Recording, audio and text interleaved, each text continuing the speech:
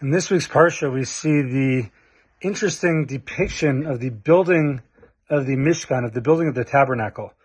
And the often asked question is, why does the Torah dedicate so much time and space to describe what went into the building of this Mishkan, of this tabernacle?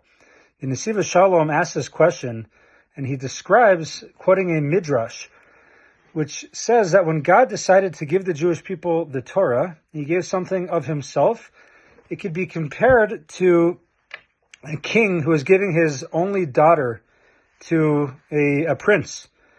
And the king, in giving his daughter to this prince in marriage, basically said, listen, this is my only daughter.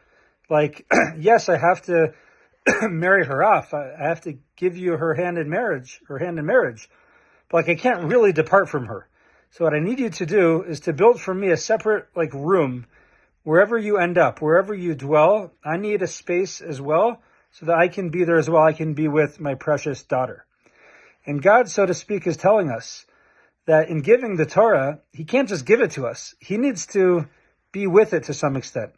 And the Shabbat Shalom describes what that means is that God also needs to be with us. He needs a father-in-law room, so to speak, a father-in-law apartment with us wherever we might be. So even amongst ourselves, it's upon us, says the Shabbat Shalom, to create space where the Almighty can dwell in this world as well, among us. And the question becomes, how do we do that? How does a person build space among themselves for God to dwell, to make ourselves a mishkan, make ourselves a conduit for God's presence, a place where God's presence can live and dwell in this world down here? And I think it's upon all of us to think about that, to think how we can create space for God in our own lives.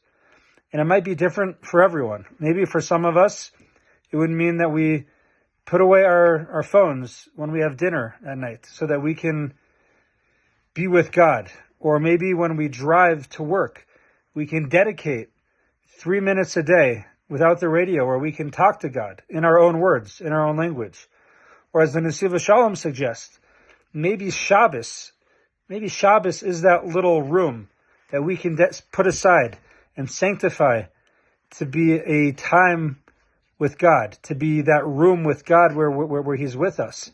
That one day a week where we just dedicate ourselves and sanctify ourselves to connect with the Almighty, to cleave to God, to have that space in time for his presence. So whatever it might be, and for others it might be just on a Friday night to put away your phone and just to connect. It's upon all of us on whatever level we're at, though, to think about where God can have space within us, so that every single day of our lives, every week of our lives, every moment of our lives, we can access that godly space where we have created room for him in this world. And by doing so, we are building ourselves as a mishkan, as a dwelling place for the Almighty, just like we read about in this week's Parsha when the Jewish people build a space for God. It's upon us to do that as well, even now. Have a beautiful Shabbos.